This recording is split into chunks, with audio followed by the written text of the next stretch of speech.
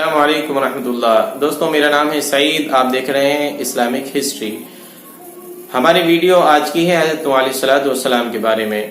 آپ کو ایک بات میں بتاتا چلوں کہ ہماری جو ویڈیوز ہوتی ہیں وہ اوتھینٹک ہوتی ہیں، یعنی کتاب اور قرآن اور حدیث کی روشنی میں ہوتی ہیں۔ ایسا نہیں کہ ہم نے سنی سنائی بات آپ تک پہنچا دی۔ تو انشاءاللہ آپ ویڈیو کو دیکھیں، آخر تک بنے رہیں۔ آپ یہ ویڈیو دیکھنے کے بعد اگر کہیں بیان کریں گے تو آپ کو شرمندگی کا احساس نہیں ہوگا۔ ہمارا جو اصل مقصد ہے وہ یہ ہے کہ اسلام کی جو تواریخ ہے، انبیاء علیہ السلام کی جو تواریخ ہے وہ آپ تک پہنچائیں تاکہ آنے والی نسل کو آپ کے ذریعے پہنچ جائے۔ تو شروع کرتے ہیں۔ امام ابو محمد حسین بن مسعود بغوی 5ویں صدی کے مشہور شافعی ایرانی مفسر و محدث ہیں۔ آپ فرماتے ہیں کہ حضرت آدم علیہ السلام اور حضرت نوح علیہ السلام کے درمیانی زمانے میں اللہ کے 5 نیک صالح بندے گزرے، جن کے بہت سے لوگ معتقد اور متبع تھے۔ لوگ ان سے بے پناہ محبت کرتے اور ان کی ہدایات و احکامات کی پیروی کرنا اپنے اوپر فرض سمجھتے۔ خدا کی قدرت کے جلد ہی ان 5 کا انتقال ہو گیا، لیکن عرصہ دراز تک یہ لوگ ان کے نقش قدم پر عبادت اور اللہ کے احکامات کی اطاعت کرتے رہے۔ یہ عمل شیطان کے لیے نہایت تکلیف دہ تھا، چنانچہ اس نے انہیں سمجھایا کہ تم جن بزرگوں کی تابع عبادت کرتے ہو، اگر ان کی تصویریں بنا کر اپنے سامنے رکھ لو تو تمہیں عبادت کے دوران خشوع و خضوع حاصل ہوگا۔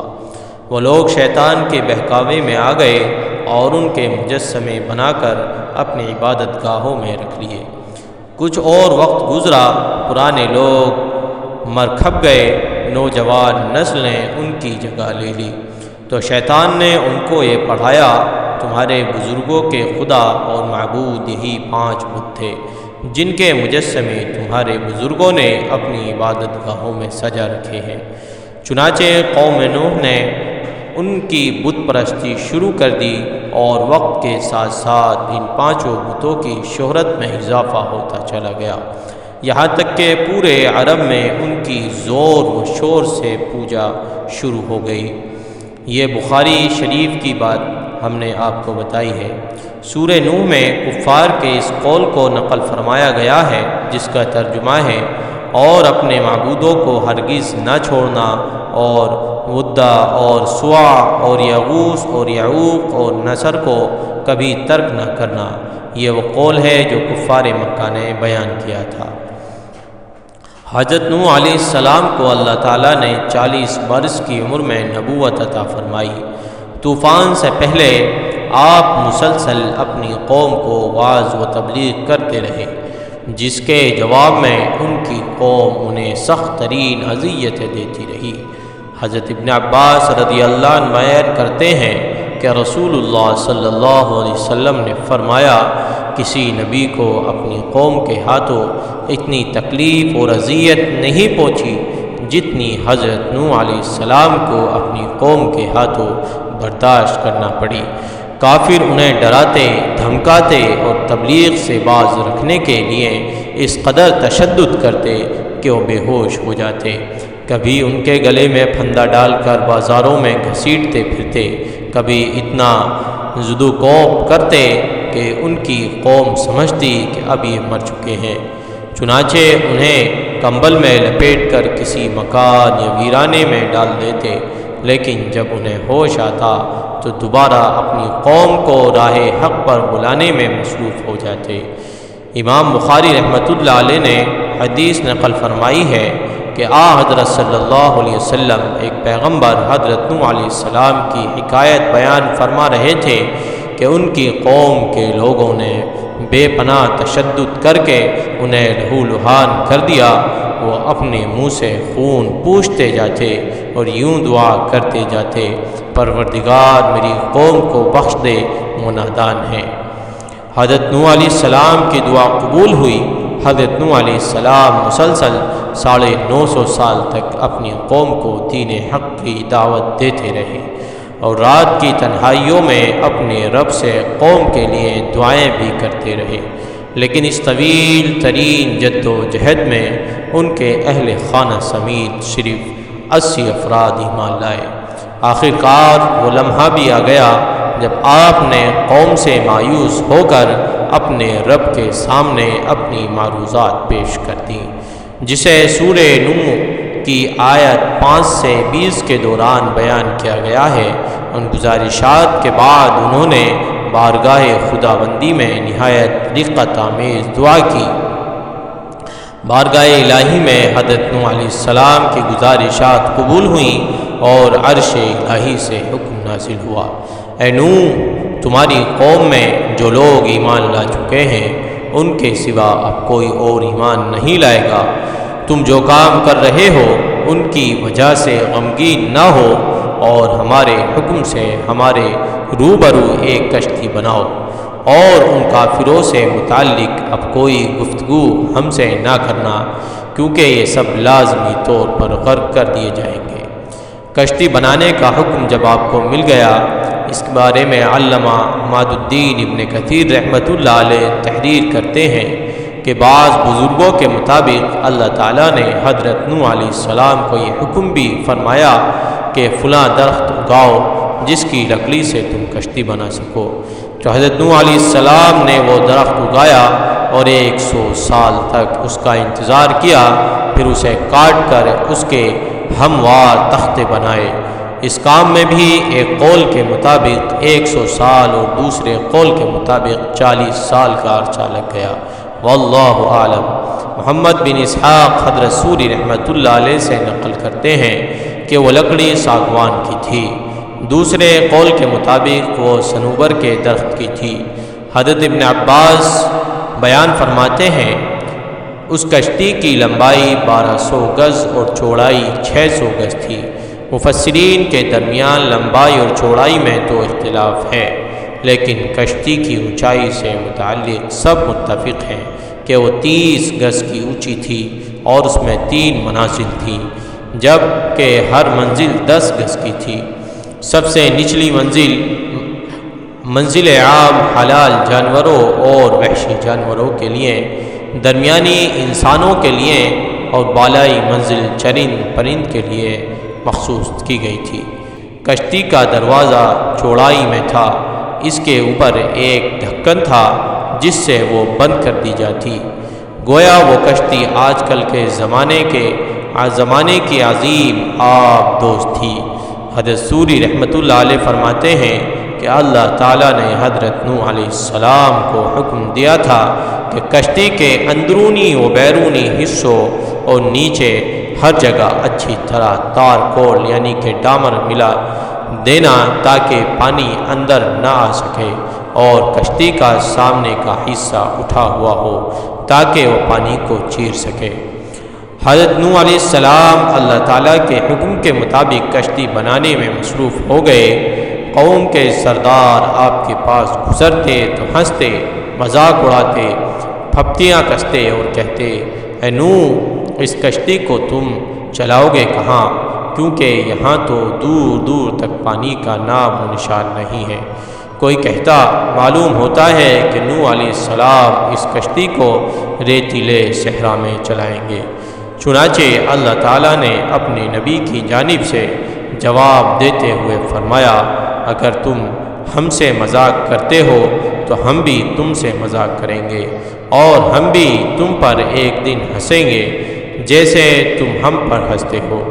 تمہیں بہت جلد معلوم ہو جائے گا کہ عذاب کس پر آتا ہے، اور جس شخص پر بھی عذاب آئے گا وہ اسے ذلیل کر کے رکھ دے گا اور اس پر دائمی عذاب اتر جائے گا۔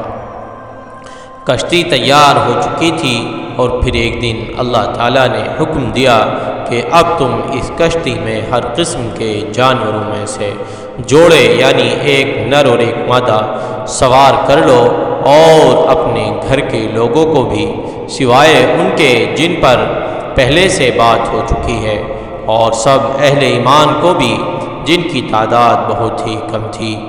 اللہ تعالیٰ کے حکم کے مطابق حضرت نوح علیہ السلام نے ہر ذی روح مخلوق کا ایک ایک جوڑا کشتی میں رکھ لیا۔ بعض مفسرین لکھتے ہیں کہ کشتی میں نباتات بھی رکھے گئے، واللہ عالم۔ مورخین لکھتے ہیں کہ اہل ایمان کی کل تعداد مرد اور خواتین ملا کر 80 تھی، جبکہ بعض نے اس سے بھی کم بتائی ہے۔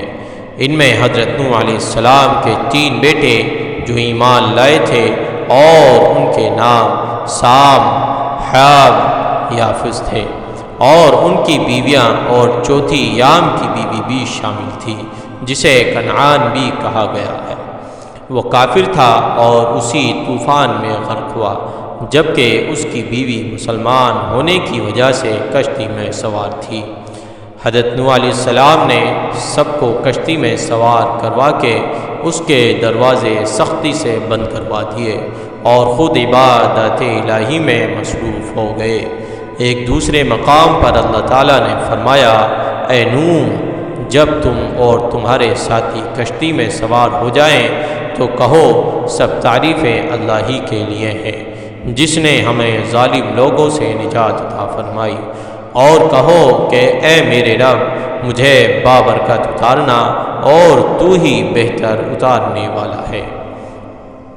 ابھی کشتی میں سوار ہوئے کچھ ہی دیر ہوئی تھی کہ طوفان کے آثار ظاہر ہونے لگے، اور دیکھتے ہی دیکھتے زمین کے ہر گوشے سے پانی ابلنے لگا۔ آسمان سے ہونے والی قیامت خیز بارش ہر شے کو بہا لے جانے کے در پہ تھی، گویا قیامت کا منظر تھا۔ اونچے سے اونچے پہاڑ بھی پانی میں ڈوبتے چلے جا رہے تھے، لیکن حضرت نوح علیہ السلام کی کشتی انہیں اور ان کے ساتھیوں کو اپنے دامن میں سمیٹے اللہ کے حکم سے اور اس کی حفاظت میں خطرناک اور بھری موجوں کے درمیان رواں دواں تھی، ورنہ اتنے طوفانی پانی میں لکڑی کی کشتی کی حیثیت ہی کیا ہے۔ اس لیے اللہ تعالیٰ ایک دوسرے مقام پر بطور احسان فرمایا، اور جب پانی میں طغیانی آ گئیں یعنی موجیں آ گئیں تو اس وقت ہم نے تمہیں کشتی میں سوار کر دیا تاکہ اسے تمہارے لیے نصیحت اور یادگار بنا دیں، اور تاکہ یاد رکھنے والے کان اسے یاد رکھیں۔ حضرت نوح علیہ السلام 30ویں منزل کی ایک اونچی کھڑکی سے باہر کا منظر دیکھ رہے تھے۔ انہوں نے اپنے بیٹے کنعان کو دیکھا جو ایک اونچے مقام پر موجود تھا۔ حضرت نوح علیہ السلام نے اپنے بیٹے کو مخاطب کیا، اے میرے بیٹے، تو ہمارے ساتھ اس کشتی میں سوار ہو جا اور کافروں کا ساتھ نہ دے۔ اس نے کہا، ابا، آپ میری فکر نہ کریں، میں ابھی اس سب سے اونچے پہاڑ پر چڑھ جاؤں گا اور پانی سے بچ جاؤں گا۔ حضرت نوح علیہ السلام نے کہا، آج قہر الہی سے کوئی نہیں بچ سکتا۔ ابھی یہ گفتگو جاری ہی تھی کہ اچانک ان دونوں کے درمیان پانی کی ایک بڑی لہر حائل ہو گئی اور وہ غرق ہو گیا۔ حضرت نوح علیہ السلام نے اپنے رب سے عرض کیا، اے پروردگار، تو نے میرے گھر والوں کی بخشش کا وعدہ فرمایا ہے، تو میرا یہ بیٹا بھی میرے گھر والوں میں شامل ہے۔ اللہ تعالیٰ نے فرمایا، اے نوح، وہ تیرے اہل میں سے نہیں ہے کیونکہ اس کے اعمال اچھے نہیں ہیں۔ طوفان نوح میں پانی کی بلند ترین لہروں نے روئے زمین کے تمام پہاڑوں کو چھپا لیا تھا۔ زمین پر کوئی شے زندہ سلامت نہ تھی، سب کچھ نیست و نابود ہو چکا تھا۔ صرف حضرت نوح علیہ السلام کی کشتی تھی جو اللہ کی مدد سے پانی کی بلند و بالا پھپری خوفناک موجوں میں تیر رہی تھی۔ حضرت ابن عباس رضی اللہ عنہ بیان فرماتے ہیں، 80 افراد تقریباً 150 دن تک کشتی میں موجود رہے، پھر اللہ تعالیٰ نے کشتی کا رخ مکہ مکرمہ کی جانب پھیر دیا تو 40 دن وہ بیت اللہ کے گرد چکر لگاتی رہی، اور اس کے بعد اس کا رخ جبل جودی کی طرف پھیر دیا گیا، جہاں پہنچ کر وہ ٹھہر گئی۔ حضرت نوح علیہ السلام نے اہل زمین کی خبر لینے کے لیے ایک کوے کو بھیجا۔ کوے نے زمین پر مردار دیکھے تو وہ ان پر جھپٹ پڑا۔ جب اس کے آنے میں تاخیر ہوئی تو حضرت نوح علیہ السلام نے کبوتر کو بھیجا۔ حضرت قتادہ رحمۃ اللہ علیہ فرماتے ہیں کہ قوم نوح کے یہ افراد رجب کی 10 تاریخ کو کشتی میں سوار ہوئے اور 150 دن تک پانی میں رہے، جن میں سے 1 ماہ جبل جودی پر ٹھہرے رہے۔ پھر محرم الحرام کی 10ویں تاریخ کو کشتی سے باہر آئے۔ ابن جریر رحمۃ اللہ علیہ بیان کرتے ہیں کہ اس دن سیلاب کے عذاب سے نجات حاصل ہونے پر وہ لوگ تشکر کے طور پر روزہ رکھتے۔ محمد بن اسحاق رحمۃ اللہ علیہ بیان کرتے ہیں کہ جب اللہ تعالیٰ نے طوفان نوح روکنے کا ارادہ فرمایا تو زمین پر زبردست ہوائیں چلائیں، جس سے پانی رک گیا، چشمے ابلنے بند ہو گئے اور پانی کم ہونا شروع ہو گیا، حتیٰ کہ زمینیں خشک ہو گئیں۔ تو ریت کی روایت کے مطابق کشتی جبل جودی پر رجب کی 10ویں تاریخ کو ٹھہری اور 10ویں مہینے کی پہلی تاریخ کو پہاڑوں کی چوٹیاں نمودار ہونا شروع ہو گئی۔ پھر مزید 40 روز گزر جانے کے بعد حضرت نوح علیہ السلام نے کشتی کی کھڑکی کھولی اور ایک کوے کو یہ جانچنے کے لیے بھیجا کہ جا کر دیکھو اور بتاؤ کہ طوفان نے زمین پر کیسی تباہی مچائی ہے، لیکن کوا واپس نہ آیا کیونکہ وہ مرداروں کا گوشت کھانے میں مصروف ہو گیا۔ پھر حضرت نوح علیہ السلام نے کبوتر کو بھیجا تو وہ کچھ دیر بعد واپس پلٹ آیا۔ اس کے پاؤں وغیرہ پر کوئی ایسی علامت نظر نہیں آئی جس سے زمین پر پانی کی موجودگی کا علم ہوتا۔ نوح علیہ السلام نے کھڑکی سے باہر ہاتھ نکال کر کبوتر کو پکڑا اور اندر داخل کر دیا۔ پھر 7 دن گزر جانے کے بعد یہ معلوم کرنے کے لیے کہ زمین کی کیا حالت ہے، آپ علیہ السلام نے کبوتر کو دوبارہ بھیجا۔ کبوتر جب واپس آیا تو اس کے منہ میں زیتون کا پتا تھا۔ اس سے حضرت نوح علیہ السلام کو معلوم ہو گیا کہ اب پانی سطح زمین سے کم ہو گیا ہے۔ پھر 7 دن گزرنے کے بعد کبوتر کو بھیجا، لیکن اس مرتبہ کبوتر واپس نہیں آیا۔ اس سے حضرت نوح علیہ السلام نے اندازہ لگا لیا کہ سطح زمین ظاہر ہو چکی ہے، یقیناً کبوتر نے بھی کہیں ٹھکانہ تلاش کر لیا ہوگا۔ طوفان کی ابتدا اور کبوتر کو بھیجنے کے درمیان 1 سال مکمل ہو گیا اور دوسرے سال کا پہلا دن بھی گزر گیا تو سطح زمین کا ظہور شروع ہو گیا، جنگل بھی ظاہر ہو گیا۔ تب حضرت نوح علیہ السلام نے کشتی کا ڈھکن کھول دیا۔ اہل کتاب کے مطابق اللہ تعالیٰ نے حضرت نوح علیہ السلام کو حکم دیا سب کو کشتی سے باہر نکال لو۔ پھر اللہ تعالیٰ نے حضرت نوح علیہ السلام سے وعدہ فرمایا کہ آئندہ کبھی اہل زمین پر ایسا زبردست طوفان نہیں آئے گا، اور اس وعدے کے لیے اللہ تعالیٰ نے ایک علامت مقرر فرما دی جسے قوس قزح کہا جاتا ہے۔ حضرت ابن عباس رضی اللہ عنہ سے روایت ہے کہ یہ قوس قزح اللہ تعالیٰ کی طرف سے طوفان سے امن کا پیغام ہے۔ قوس قزح بارش کے دنوں میں آسمان پر تلوار کی شکل میں کئی رنگوں پر مشتمل ہوتی ہے۔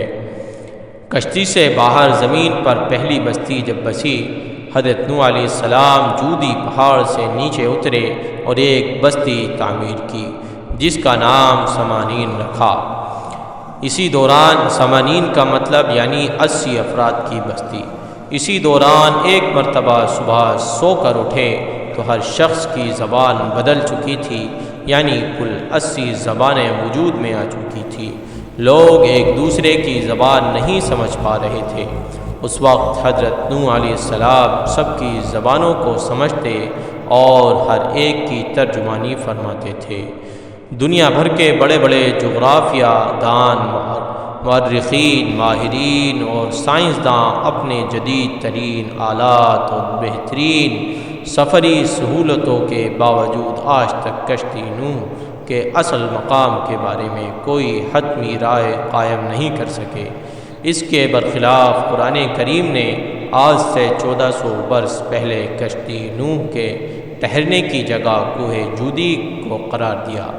یہ پہاڑ وادی دجلہ اور فرات کے قریب واقع ہے۔ طوفان نوح کا قصہ توریت، انجیل اور قرآن میں موجود ہے۔